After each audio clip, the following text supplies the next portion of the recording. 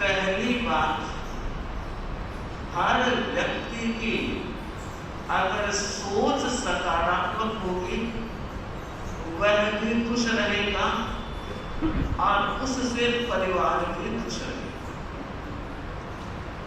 आप सब जानते हैं एक पेड़ से लाखों माचिस की तीलियां बन सकती है। एक पेड़ से लाखों माचिस की तीलियां बन सकती है, मगर लाखों पेड़ जलाने में एक तीली का, लाखों पेड़ जलाने में एक तीली का।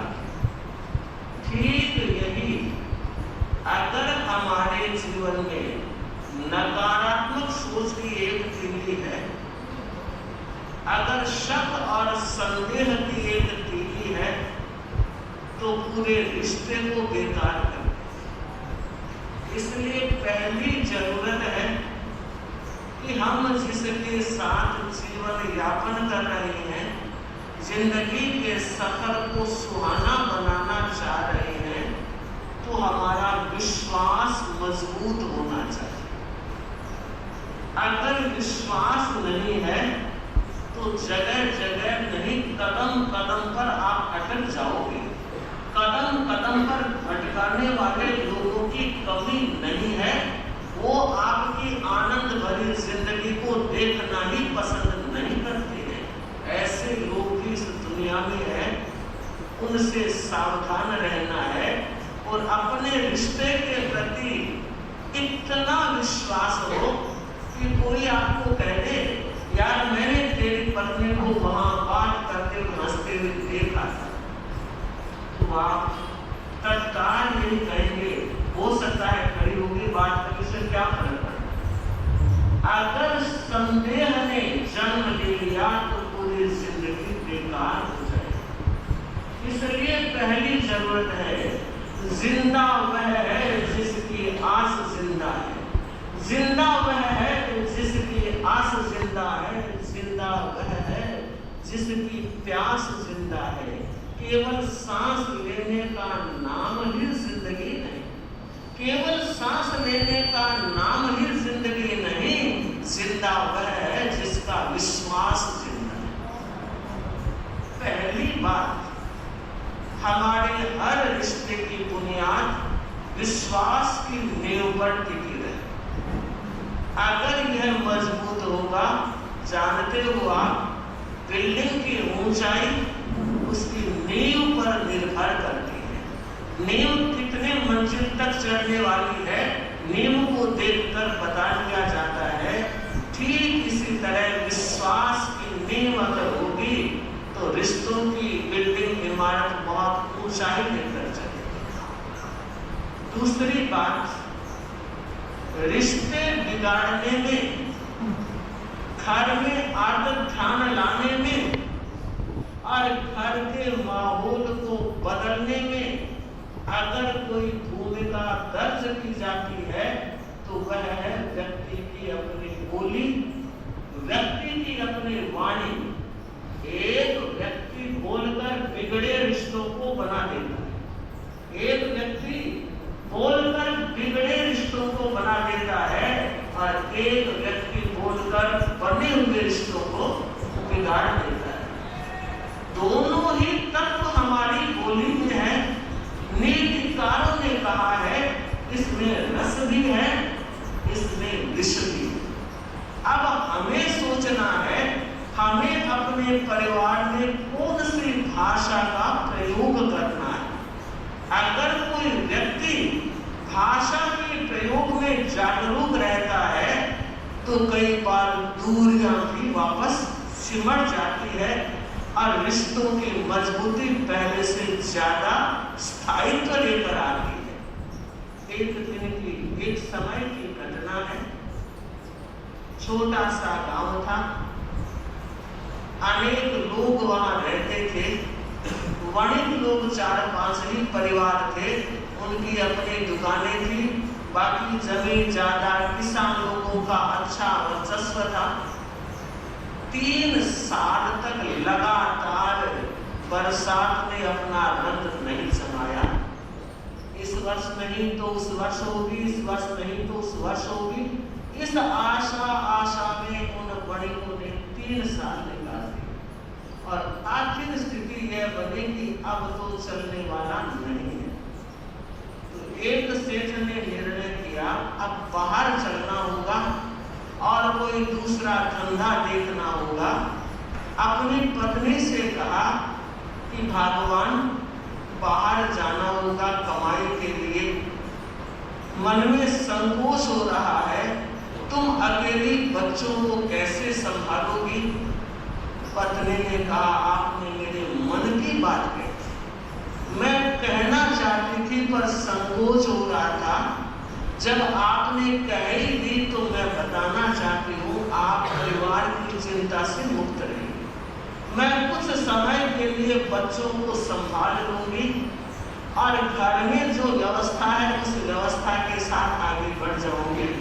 आप जरूर जाइए और कमाई करके लेकर आएंगे तो हमारे लिए ही होगा, हमारे लिए काम आएगी, आप आराम से जाइए।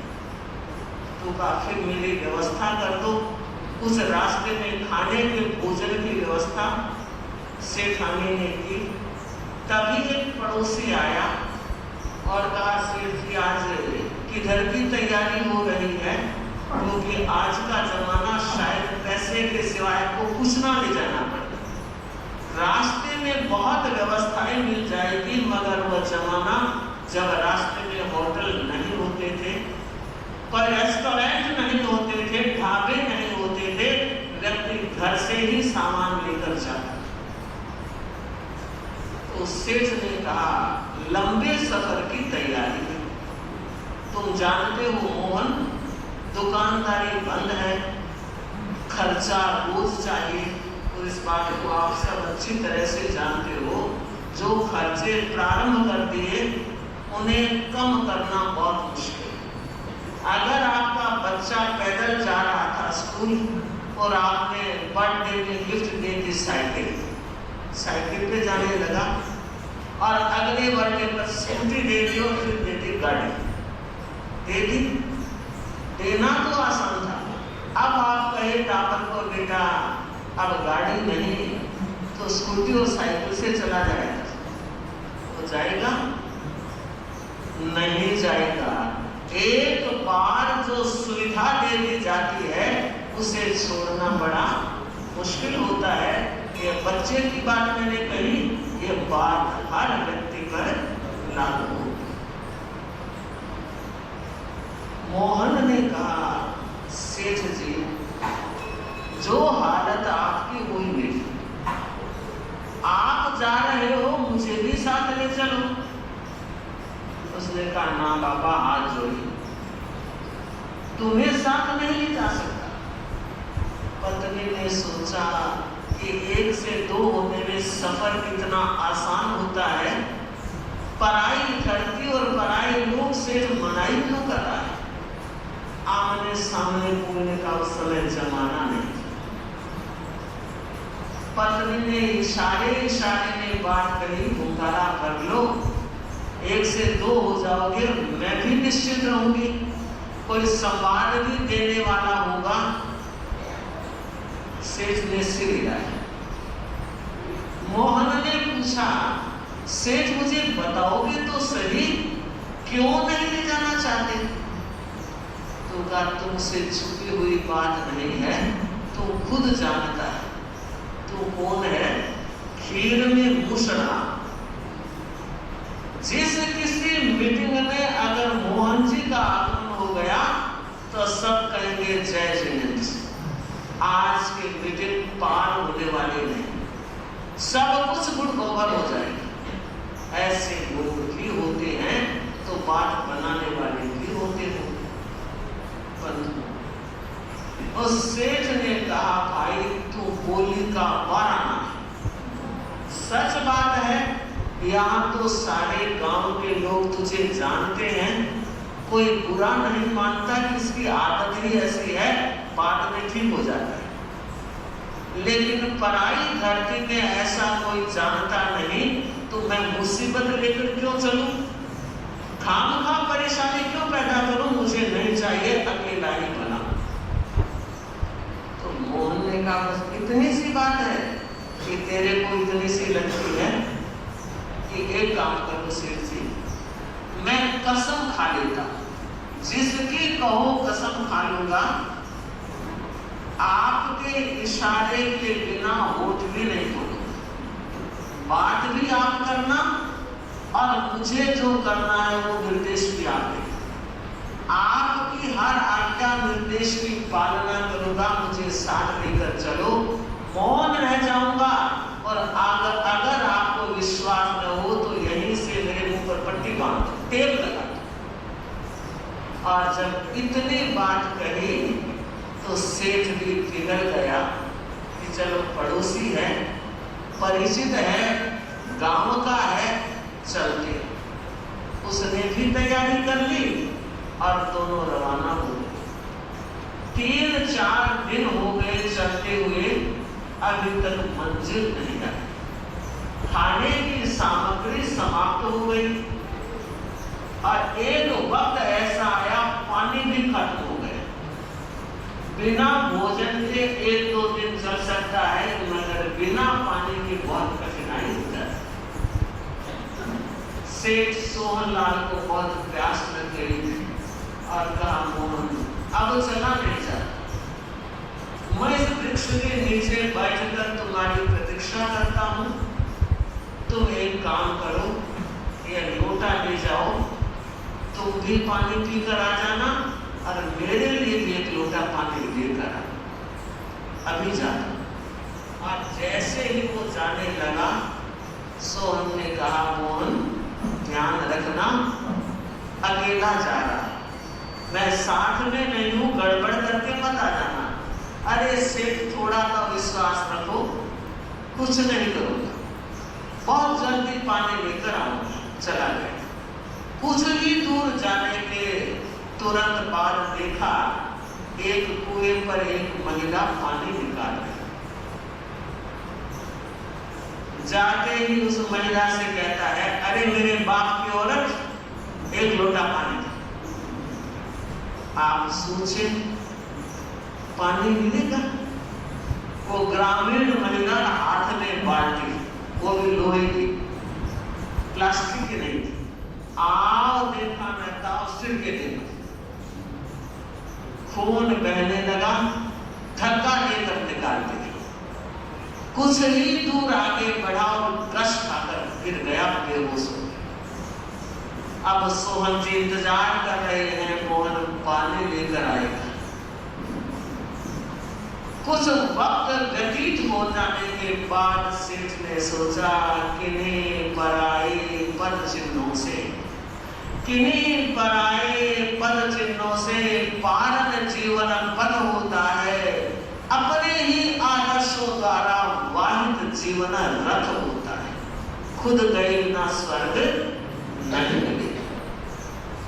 सेठ जी चले, कुछ ही दूर पर कुआं मिल गया। एक महिला पानी भी निकाल रही थी। जाते ही सेठ सोहनलाल ने कहा, माँ एक प्यासा परदेशी आया है, पानी की मेहरबानी करोगी? माँ, कितना प्यारा शब्द, माँ तेरी गोदी से बढ़कर महल कहाँ है? माँ तेरी गोदी से बढ़कर महल कहाँ है? लाखों महल खड़े हैं, माँ की गोद जहाँ है, लाखों महल खड़े हैं, माँ की गोद जहाँ। बच्चे को एक माँ की गोदी मिल जाए, इसे दुनिया भर की दौलत मिल जाए। उसने बड़े प्यार से पानी पिलाया और उससे उसने कहा, माँ मेहरबानी करो तो एक लोटा पानी मैं साथ लेकर जाना चाहता हूँ, एक मेरा साथी भी प्यासा है। पानी लेकर आया और मोहन के पद चिन्हों पर आगे बढ़ा। कुछ ही दूर में बेहोश मिल गए। पानी के छींटे डाले, कुछ जंगल की हवा लगी, होश आया। और जैसे ही सोहन को देखा तो कहा, पानी लेकर आ गए सोहन जी? यहाँ लेकर आ गया तुझे पानी नहीं मिला, नहीं मिला, तो आपको पानी कैसे मिल गया? तो सोहन ने कहा एक बहन पानी निकाल रही थी और मैंने कहा माँ एक लोटा पानी चाहिए। तो कहा यही बात मैंने की, अरे तेरे बाप की औरत, बाप की औरत कौन होती है? माँ ही तो होती है। मगर देखिए कहने कहने का ढंग। मैं फिर कहना चाहती हूँ परिवार की खुशहाली में ये जबान बहुत बड़ा काम करती है। इसलिए जरूरत है कि हम सोच कर बोले, विचार कर बोले, मधुर बोले, तोल तोल कर बोले, क्योंकि वचन रतन मुख कोट है, वचन रतन मुख कोट है। होठ कपाट चढ़ाए समझ समझ हरफ काढ़े मत परवश पड़ जाए। अगर परिवार के वातावरण को सही रखना है, बच्चों के साथ, माँ पिता के साथ, भाई बहन के साथ, ननद भाभी के साथ, देवरानी जेठानी के साथ, ये सारे रिश्तों की जड़ जबान है। अगर जबान पे लगाम रहेगी तो रिश्तों की मधुरता में कमी नहीं आएगी। तो आज एक सूत्र लेकर जाइए, गांठ लगाकर जाइए कि अगर मुझे अपने परिवार में खुशहाली के दर्शन, मुझे अपने परिवार के हर सदस्य के चेहरे पर खुशहाली नजर आनी चाहिए, तो पहली बात है आप बोलने का ध्यान रखें। वो ही बात घुटन भर देती है, घुटन भर देती है, और वो ही बात व्यक्ति को मन हर मौसम भी दे देती है। इसलिए जरूरी है, आवश्यकता है कि हम वाणी पर ध्यान रखें, संयम रखें, तो बहुत बड़ी साधना भी होगी, कर्म का बंध भी हल्का होगा, और साथ ही साथ परिवार में भी खुशहाली बनी रहेगी। ऐसे अनेक तत्व हो सकते हैं, पर जरूरत है, अपेक्षा है व्यक्ति इन तत्वों को आत्मसात करने के संकल्प को जगाए। वरना रोज सुनेंगे, रोज सुन रहे हैं, रोज सुनते भी रहेंगे, सुना भी है, सुन भी रहे हैं और सुनते रहेंगे।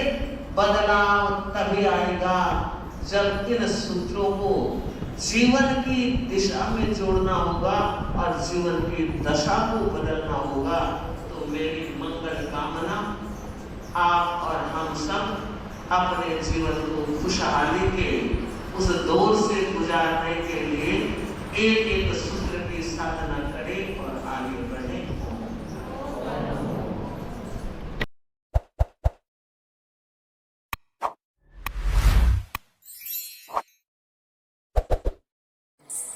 क्या अविद्यानामन्तस्तिमिरमिहिरद्वीपनगिरे